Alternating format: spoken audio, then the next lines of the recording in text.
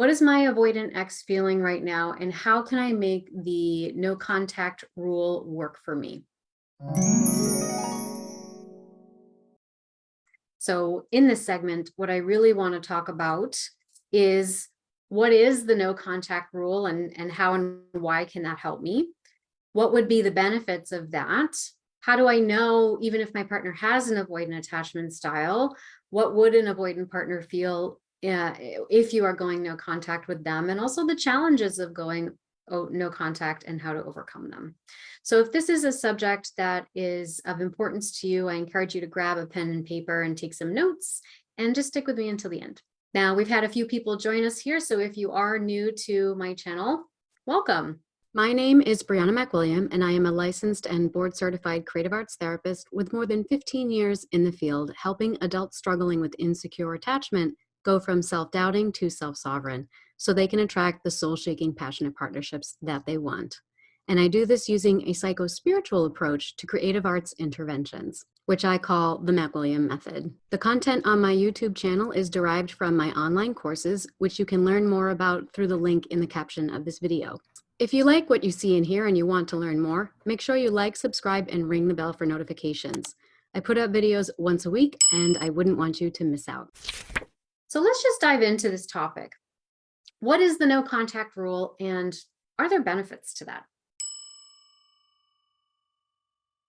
So the no contact rule, this is in essence cutting off communication with a partner, presumably, in order to give yourself and the other person some emotional space and time apart. It is going to allow for you to heal and process your emotions without the constant input or stimulation of the other person's energy. And because when you're constantly interacting with someone that you are trying to put into a new context, that can be very difficult to accomplish, because on the level of the attachment system, the nervous system, and the limbic brain, we are reactivating and mobilizing the nervous system, which reactivates and mobilizes pathways that neurochemically will reinforce your emotional desire and really your physical and mental attachment to them, which winds up being a physical and mental preoccupation with them. I do have a video that will go much more in depth with this on my YouTube channel, and I'll share a link to that in the replay with the captions. It's called Love Addiction and No Contact, Does It Work? So that leads us to our next segment. How can I tell if my partner has an avoidant attachment? So one of the most common signs is if your partner pulls away or withdraws when things become increasingly intimate or intense. And they may not open up even when they do feel close to someone, because that can be very threatening. They may have some difficulty expressing vulnerability even when and if they want to, and trusting other people, and that can put some strain on the relationship and the communication in the relationship. They may also find it difficult to trust someone that they are dating, and of course that can be due to past traumas. And conflicts especially, they tend to be conflict avoidant as well, because conflicts require typically an intense expression of emotion, of clashing interests and values. And so when a conflict arises, they might try to ignore it, or they might try to avoid it, distract from it, or push it away in some fashion instead of dealing with it directly and head on. They're a little caught up in their limiting beliefs about what would happen, and then their behaviors tend to predict something, and then they wind up inducing the scenario that they fear. So how might an avoidant partner feel in a period of no contact with someone? So Rolling Stones, they can feel a range of emotions during no contact, just like anybody else. They may feel relief that they no longer have to worry about the other person or the relationship, and yet at the same time feel lonely because they're no longer around them. Maybe they also feel sad that the relationship ended, and now they're beating themselves up, believing that it means that they could never really be in a healthy relationship. They might also feel confused and overwhelmed as they process what's actually happening. And because it's difficult for them to process things, because they often don't have a lot of access to their own emotions, it can also lead them to cling to fantasies of previous partners or the one that got away, without being able to allow those stories to move through them. They start beating themselves up with these fantasies, and then those fantasies alienate them from trying to open up and create new relationships that could succeed. And so with that comes feelings of regret, doubt, sometimes self-imposed isolation. So it can be very difficult for the avoidant partner on the other side of the fence. I wouldn't want you to assume that it isn't. However, they are not likely to be the ones to reach out first and break the silence. I would add, this is particularly true for a rolling stone that is more dismissive avoidant. There's a qualitative difference between someone that is fearful avoidant, what I call disorganized or spice of lifer, and someone that is dismissive avoidant. So someone that is more dismissive, not likely to reach out. Someone that is more fearful avoidant, more likely to reach out because usually they're ambivalent about their decisions.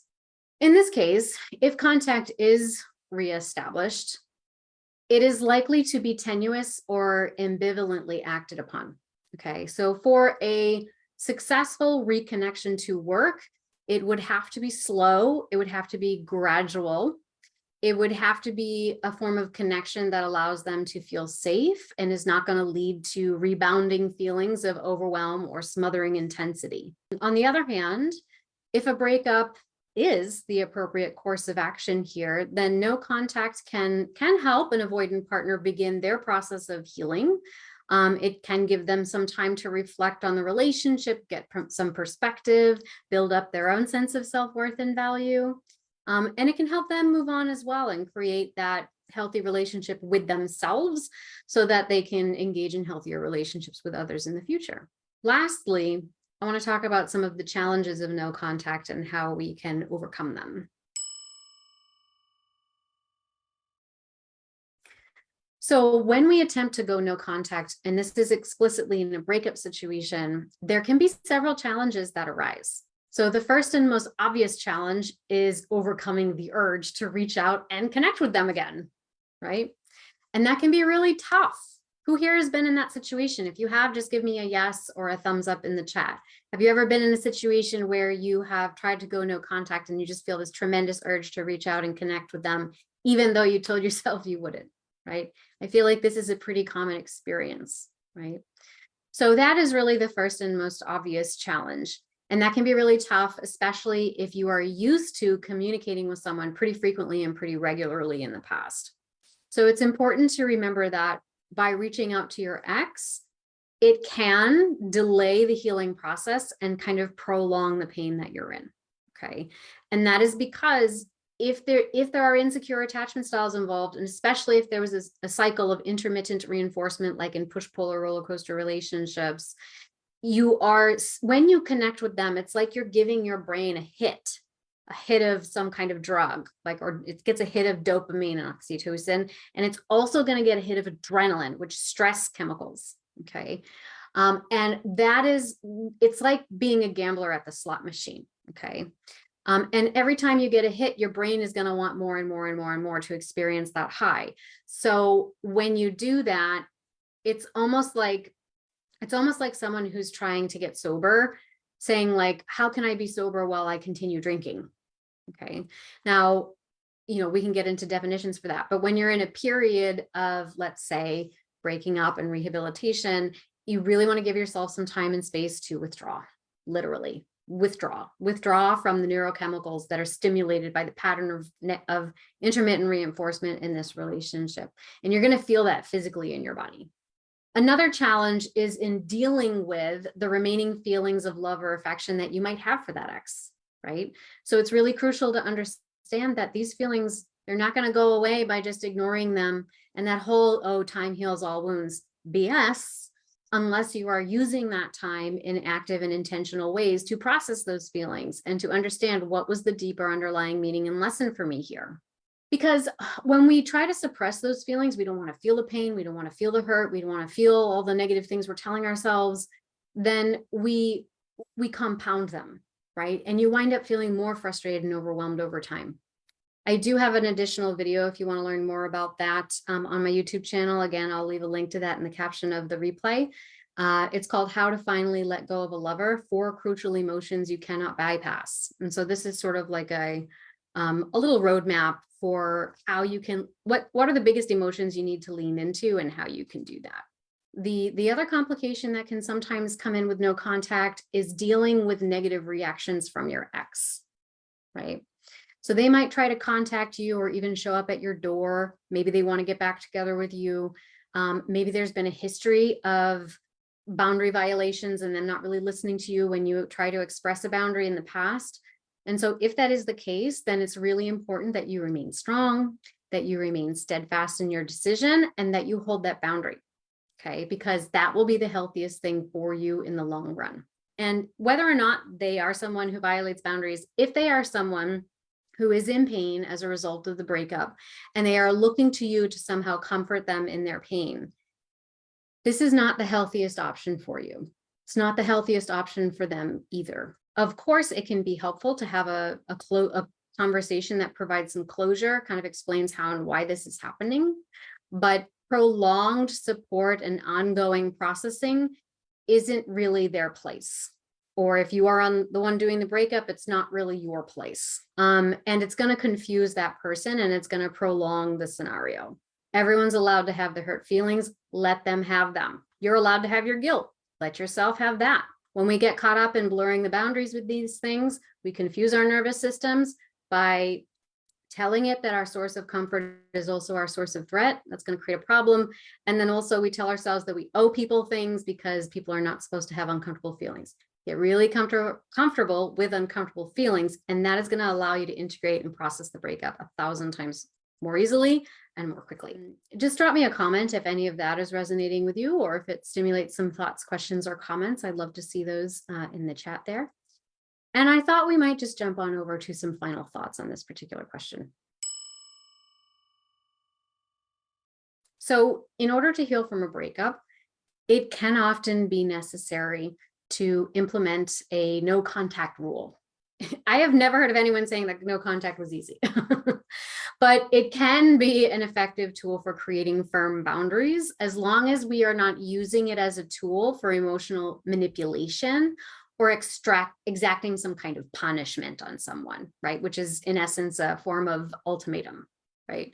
And that's true for all parties involved. If the relationship had a distinctive kind of push-pull or addictive quality to it, and a period of no contact can provide some space to calm the mobilization of the nervous system, process some feelings, gain some mental spaciousness around what you were experiencing, maybe learning from mistakes that we might have made, all of which allows us to move towards a state of whether it's with this person in the future, a harmonious platonic connection later on, or if it's someone that really cannot process things and integrate them in an amicable way, allowing you to move on and open up to healthier forms of love moving forward.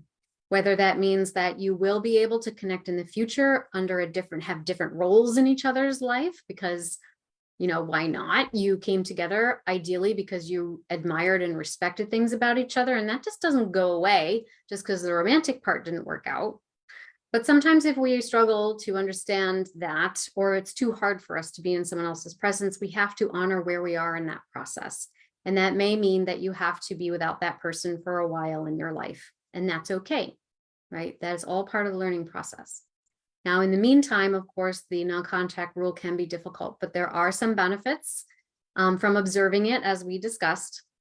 And that includes getting some closure, establishing firm boundaries, and also giving yourself time to grieve, to understand this is a major loss, and you have every right to grieve that loss and to allow yourself to lean into that process. Okay. Additionally, in the case of our particular inquirer here, if you have understanding how an avoidant partner might feel on the other side of this during a period of no contact, might give you a little perspective, might give you a little spaciousness around your own thoughts and feelings on the matter, and the strength to uphold that no contact rule and overcome its challenges, especially if it is in service of your highest good. So I hope that you enjoyed that segment, and of course, would love to see your thoughts and comments in the chat below. Also, remember to subscribe and ring the bell for notifications. I put out videos once a week, and I wouldn't want you to miss out.